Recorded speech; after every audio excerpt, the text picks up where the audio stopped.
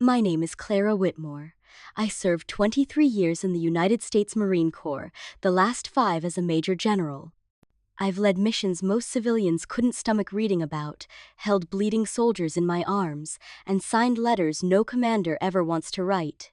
But nothing, not Kandahar, not the evacuation under fire, not even the moment they pinned the Valor Cross on me in a hospital bed, nothing prepared me for what it felt like to come home. It was my mother's 65th birthday. The party was at the Hawthorne Room, Everstead's version of upscale class. When I walked in alone, every head turned and just as quickly turned away. My father gave me that tired half-smirk, the one I remembered from being 13 and tracking mud into the house. My sister Isabel clinked her wine glass and said just loud enough for the room to hear, "Well, well, look who made it." I didn't realize they still invited you to these things. Her husband chuckled behind his bourbon. My mother looked away. No one stood. No. One offered a seat. I stood for a beat too long, then sat myself in the only open chair near the kitchen doors, close enough to smell burnt garlic and dish soap. No one asked how I'd been. Someone joked about whether I'd started looking for grocery store jobs now that I was retired. I said nothing. I just sat there smiling faintly, letting it all burn quietly under my skin. What they didn't know was that I'd just turned down a classified position at the Pentagon because I refused to sign off on a weapons contract I didn't trust. That I still wore a bullet scar beneath my collarbone. That last week, I signed papers to take in the daughter of a man who died under my command. And just as dessert was being served, a new voice broke through the clinking of glasses. Firm, deliberate, and unmistakably military. "Excuse me," he said, stepping toward our table. "Ma'am, welcome back. Major General Whitmore. You could have heard a fork hit the floor." I hadn't been back to Everstead in over 14 years. 14 years of combat zones, sunrise briefings, and nights spent writing names into condolence letters. I'd walked across minefields in Kandahar and sat in silence beside mothers who asked why it wasn't their son who came home. And now here I was, stepping into the Hawthorne Room with the only pair of heels I still owned, a plain navy dress and hair pinned up like muscle memory. No one turned. Not really. The hostess glanced at her tablet and said, "You're with the Whitmore party?" Like I was late. To something unimportant. She led me to the very end of the candlelit table next to the swinging kitchen doors. A cold breeze rushed past each time they opened. I sat without a word. It didn't take long. "She's back. I thought she was still overseas." "Still not married, huh?" I lifted my glass of water and stared through it like a lens, hoping if I held it there long enough, the voices would dissolve. But they didn't. They never did. My sister Isabel made her grand entrance like she always had, sweeping. In just late enough to turn heads. Crimson gown, hair in waves, heels like stilettos, she walked straight to the head of the table and kissed the mayor's cheek like they were family. "It's such an honor." She beamed to lead New Horizons into its next phase. She didn't look at me, not even a glance. Our mother stood to give her speech. Her voice rang clear across the murmurs and cutlery. She spoke about family resilience and blessings. She praised Isabel's nonprofit, congratulated Cousin Reed on getting betterly blessings into med school, and boasted about a 5-year-old spelling bee, but she didn't mention the daughter who had worn the American flag on her shoulder across 3 continents. I raised my glass anyway because my hand needed something to do. A great-aunt leaned in beside me, adjusting her bifocals. "What do you do in the military, dear? Logistics, rations, or something with supplies?" I smiled politely, something like that. She nodded satisfied. The truth wouldn't fit into her version of patriotism, and honestly, I was too tired to shrink myself for their comfort. After the cake was served and the small talk wore thin, Isabel finally made her way to me. She leaned down, all charm and artifice, and whispered in my ear, "You really shouldn't have come. Mom didn't want the vibe tonight to feel overshadowed." I didn't respond. I just stared at her. The same girl who once begged me not to leave for basic training, then never wrote back once I did. The same girl who copied my homework in school, then blamed me when we got caught. Somehow, she still thought she had the right to narrate my absence. I just kept quiet because I knew the story she was telling now was about to fall apart. They didn't know it yet, but something was coming, something real. The next morning, the motel room smelled like bleach and air conditioning and nothing else. No one had offered me a place to stay. Not out of politeness, not even out of image. The only message on my phone came from my father. "Thanks for coming. Your mother's tired, not up." For visitors, I left the phone face down on the nightstand and walked out into Everstead's two familiar streets. I didn't have a plan, just a need to breathe in air that wasn't perfumed by the past. But this town had a way of steering you toward things you didn't ask for. 2 blocks later, I found myself standing in front of New Horizons, Isabel's boutique nonprofit brand. The display window was covered with a life-sized promotional banner. And there she was, standing proud in a tailored, navy uniform dress with brass buttons and heels, a bronze star medal pinned neatly to her chest, except it wasn't just any medal.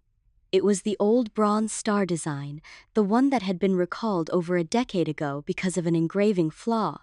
It was never meant to be distributed.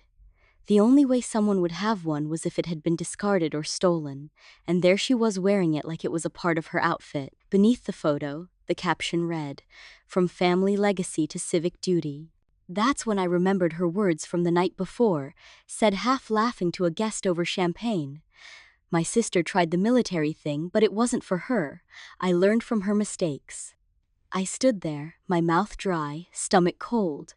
I didn't go inside. I just turned away and walked down the block toward the place I used to know as home. My father's bookstore still had the same dusty smell, the same brass bell that jingled when the door opened. On his desk was a framed certificate, my name, on it under a fake rank next to a photo cropped just right to cut off every ribbon. I picked it up. He walked in from the back room, stopped when he saw it, said nothing. "Why?" I asked. He sighed. "Your mother didn't want people to think of you as someone who's killed people. Isabel fits better, she's public-friendly." I didn't say a word. I just folded the certificate once and slipped it into my coat pocket. I didn't plan to attend Isabel's fundraising gala, but after the bronze star in the window and the forged certificate on my father's desk, something inside me itched, not with anger, but with clarity. I needed to see what story she was telling next. The Everstead Country Club ballroom was dressed to impress. Crystal chandeliers, polished floors, jazz quartet in the corner, and a curated guest list full of smiles too white to be real. I checked the seating chart and, as expected, found myself at table 12, conveniently placed between the restroom doors and a service cart station. The woman across from me scrolled through her phone the entire time. The man beside me was already on his second bourbon, humming off key with the band. I didn't mind, they left me alone. Halfway through the night, a man in a navy suit stepped on stage. Tall, silver-haired, and self-assured. Elliot Crane, Isabel's largest backer, the kind of man who smiled with his chin. "Tonight," he began, "we celebrate resilience and vision. Isabel Whitmore represents a future unburdened by the darker chapters of the past. Even with a family name once marked by military scandal, she has risen above." His words hit like shrapnel. Scandal? I had never been investigated, but I remembered the rumors, old whispers from Kandahar. I was medevassed mid-mission after catching shrapnel during a rescue op. Some thought I'd abandoned post. I'd filed my report. It had been cleared. I thought that was the end of it. Apparently, it wasn't. I slipped away from the table, heels silent against the marble hallway. I just needed a second. Of air, a second without spin. But then I heard voices behind the catering door. Muffled 2 women, one of them Isabel. She never defends herself. That's the best part. Crane says if we ever need to lock things down, that old letter she wrote should be enough. The one about her squad mate. It shows she covered for someone. It's all we need. The blood drained from my face. There was only one letter she could mean. The one I wrote in a hospital bed. The one that protected Captain Miles Bennett. I had buried that letter like I buried the guilt. Now I knew who was holding it.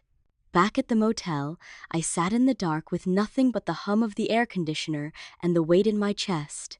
That letter, I hadn't thought about it in years. I wrote it when I was still on morphine with gauze pressed against my ribs and blood on my boots. It wasn't a confession, it was a decision, one I made for a man who didn't deserve to be sacrificed to bureaucracy. Captain Miles Bennett. He'd made a call that day in Kandahar. A split-second choice. Diverted the evac route to save a group of civilians, breaking protocol in the process. It worked. It saved lives. But it wasn't clean, and someone had to answer for it. That someone should have been me. So, I wrote the letter, told Command I'd ordered it, protected him. He died a week later. Now Isabel had it, or Crane did, and they were using it like ammunition. I pulled the deployment trunk out from the motel closet. It was dented, dusty, and still smelled faintly of sand and diesel. I opened it with fingers that shook harder than I wanted to admit. Buried beneath rolled-up fatings and an old field manual was a weathered folder. Inside the original letter, my draft, my handwriting, and beneath that, something wrapped in cloth, the silver falcon. It was a small insignia pin, no bigger than a thumbprint. Miles had given it to me the night before that mission.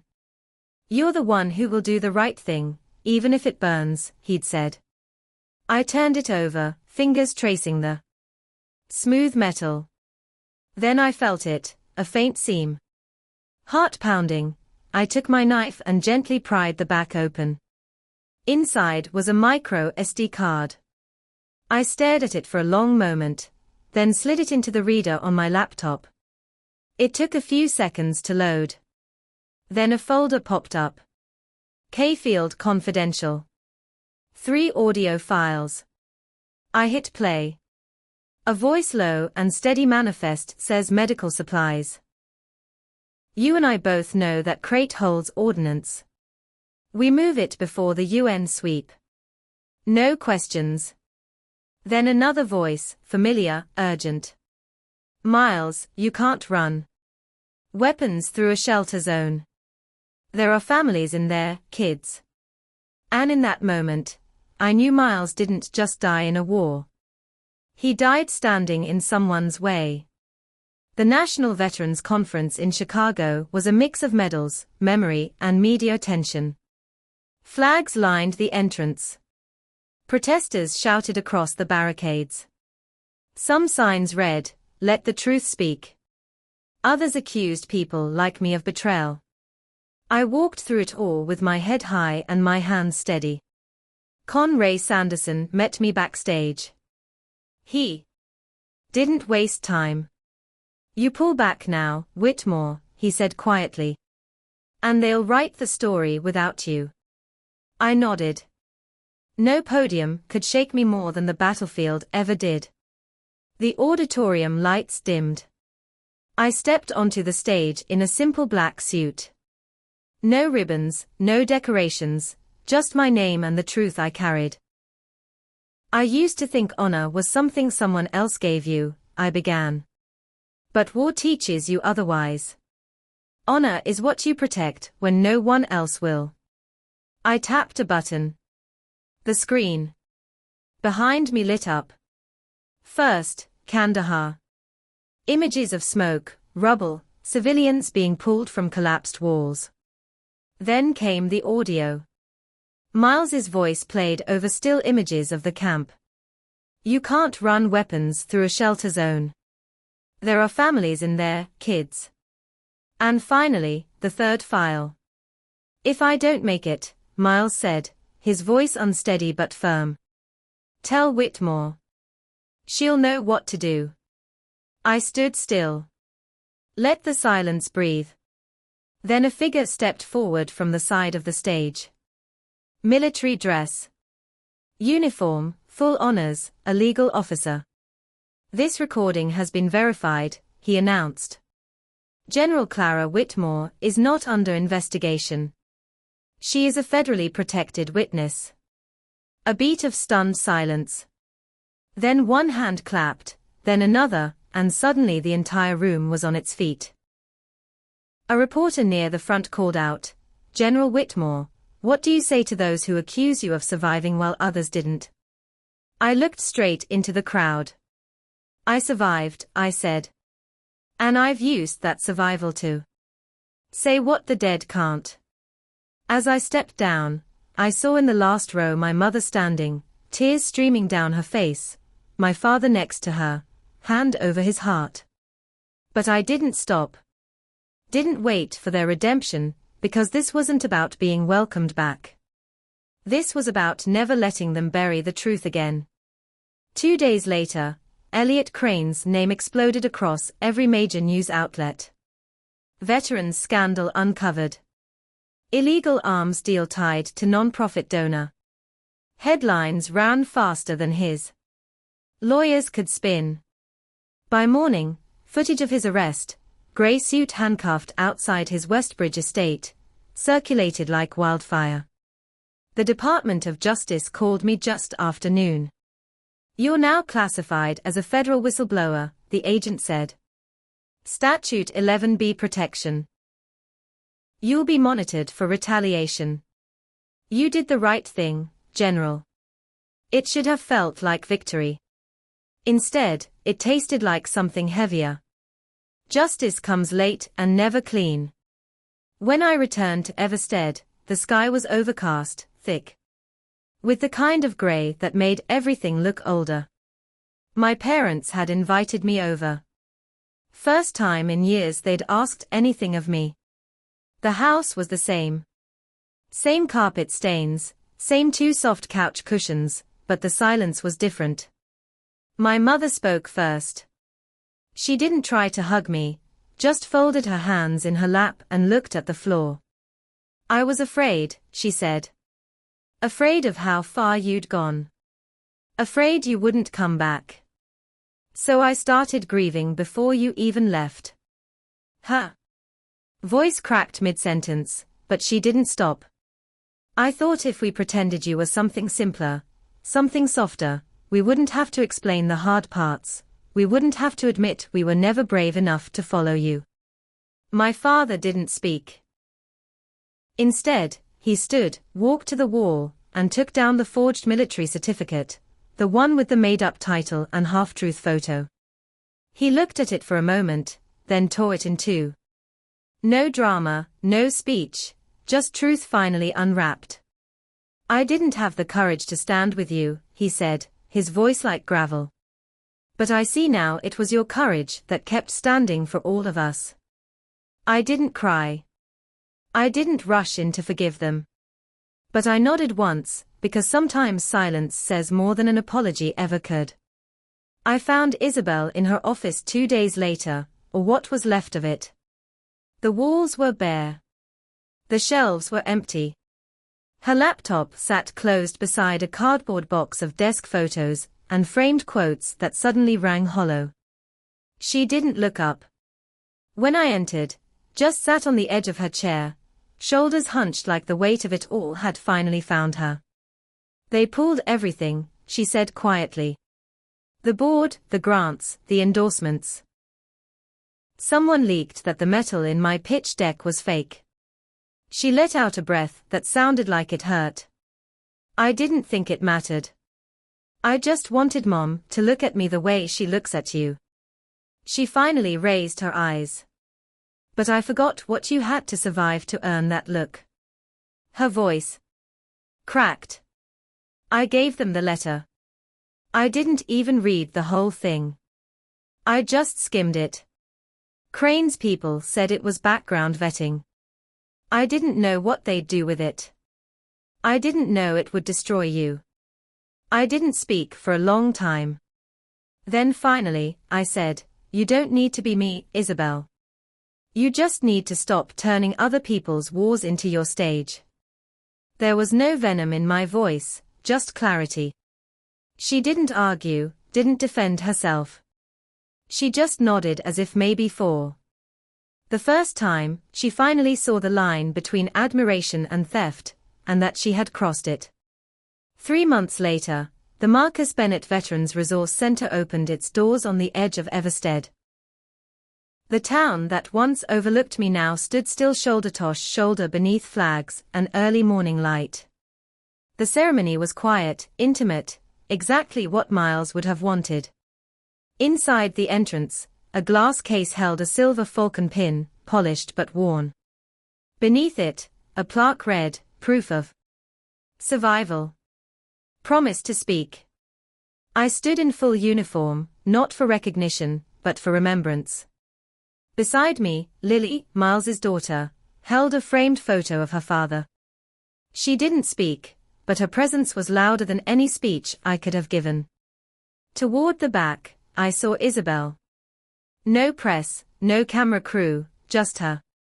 A white blouse, hands folded, eyes steady on mine.